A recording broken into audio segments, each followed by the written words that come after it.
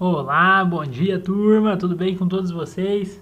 Aqui é o professor Breno de História, que estou aqui com vocês mais essa terça-feira bonita, para a gente estar conversando um pouco de história, falar um pouco sobre os povos do passado, como sempre, né, como toda terça-feira. Hoje a gente vai estar falando de Roma, que é a continuação do assunto que a gente viu na semana retrasada, né? Teve a semana do saco cheio, esse recesso, e lá atrás a gente estava falando de Roma, as origens, o surgimento de Roma, né? A gente falou dos irmãos que foram criados pela loba, né? Depois de como aquilo se tornou aqui uma monarquia. E depois da monarquia, Roma viria a ser uma república, né? Roma se torna uma república quando os patrícios se revoltam contra o rei, tiram ele do poder. Hoje, então, a gente vai adentrar a história de Roma República, a segunda fase que esse império tão grande, tão poderoso, atingiu no decorrer da sua história. Então vamos lá para o começo da República. Que nem a gente estava falando, em 509 a.C., ou seja, 509 anos antes do ano zero, antes de Cristo nascer, os nobres romanos eles se cansam do rei Tarquínio II, que era o rei na época. Por quê? Porque esse rei ele aceitava que o outro povo mandasse no povo dele. Ou seja, ele aceitava que os etruscos controlassem a cidade de Roma, que é a cidade dos próprios romanos, né?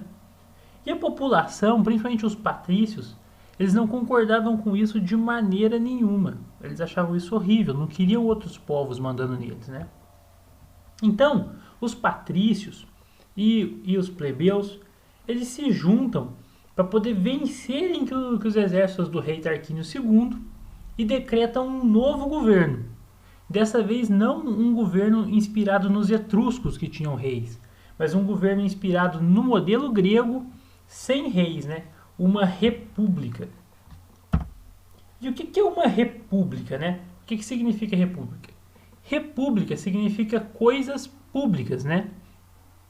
E é um jeito diferente de você ter um país, você ter um estado, de um país funcionar. Porque como funciona? Num reino, o país ele é do rei. Ele não é de todo mundo que nem a gente entende hoje, sabe? É o rei que manda, tudo é do rei. Todas as pessoas são do rei, né? E em uma república, como o próprio nome diz, coisas públicas, o país é de todos. O país é público, né? Por isso que hoje em dia o Brasil é uma república, né? Essa ideia de que o Brasil é de todos nós. Então, os patrícios cansados desse negócio de rei, dessa tirania, eles decidem instituir uma república, né? E na República Romana, para todo mundo poder participar, o poder ele era dividido de três formas. Tinha que a Assembleia do Povo, né? Onde participavam tanto plebeus quanto patrícios, ou seja, tanto ricos quanto pobres participavam aqui. Tinha o Senado, né? Que era onde tomavam altas decisões políticas que só participavam os patrícios. Só eles podiam fazer política aqui. E no lugar do rei, uma pessoa que era tipo o nosso presidente, sabe? Para eles era o cônsul, né? Que ficava no consulado. E não era uma pessoa só.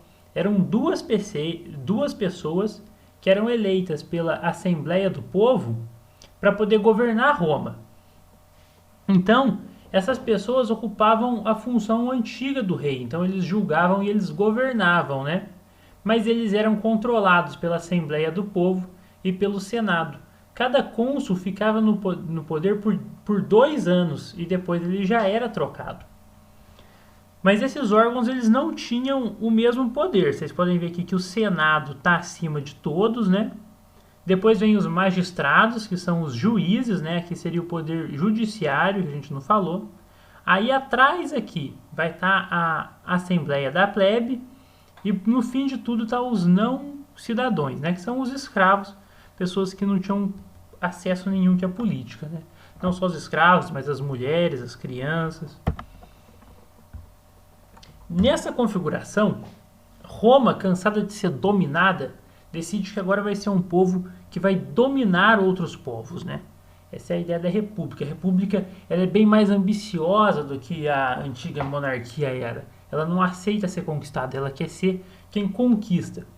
Por isso que Roma vai passar quase 13, vai passar muitos, vamos chutar, uns 700 anos só crescendo. Roma não para de crescer, as fronteiras de Roma apenas aumentam nesse tempo, né? E isso começou com a República. O grande marco dessa conquista, dessa expansão, foi a conquista da cidade de Cartago, né?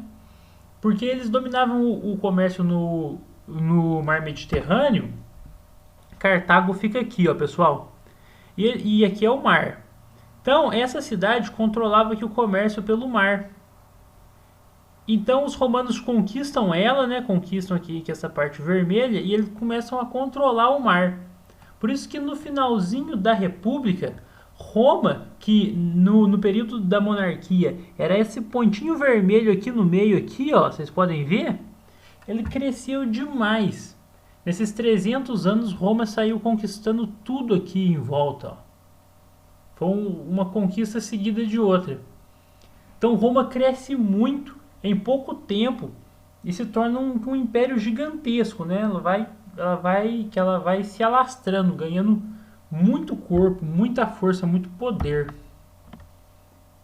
No contexto desse aumento de guerras, desse aumento de escravidão, que nem a gente viu na primeira aula, né? Que uma das principais formas de você se tornar um escravo era você sendo derrotado pelos seus inimigos de guerra.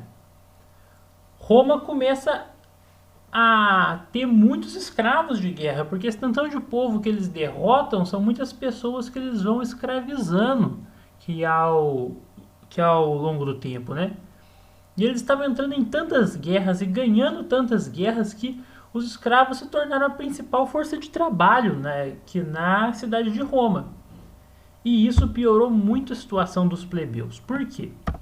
Porque se os escravos estão fazendo serviço no campo, os plebeus perdiam seus empregos, abandonavam a vida no campo de campesinato e iam tentar a vida aqui nas cidades. Mas chegando nas cidades, os escravos também já estavam fazendo todos os trabalhos.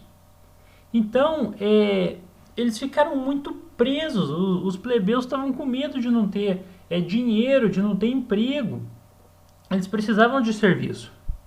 Então, houve as tentativas de reforma agrária, lideradas por Tibério e Caio Graco, né, que são dois irmãos. E a reforma agrária visa o quê? Distribuir terras para quem quer arar nessas terras, para quem quer trabalhar nessas terras, né? E o que eles defendiam? Que quando Roma conquistasse novas terras, né, nessas guerras, um pouco dessas terras tinham que ficar para os plebeus soldados, para que eles pudessem trabalhar nelas, senão ia ficar muito difícil.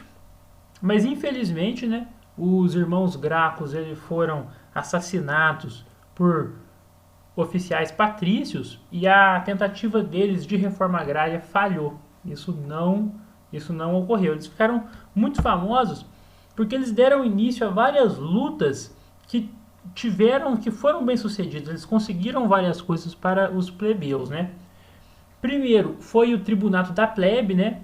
A ideia de que a plebe poderia vetar, né? Ou seja, impedir as leis que o próprio Senado fazia. Isso foi muito importante. Teve a lei Canuleia, né? Que permitiu o casamento entre plebeus e patrícios, que antes era proibido.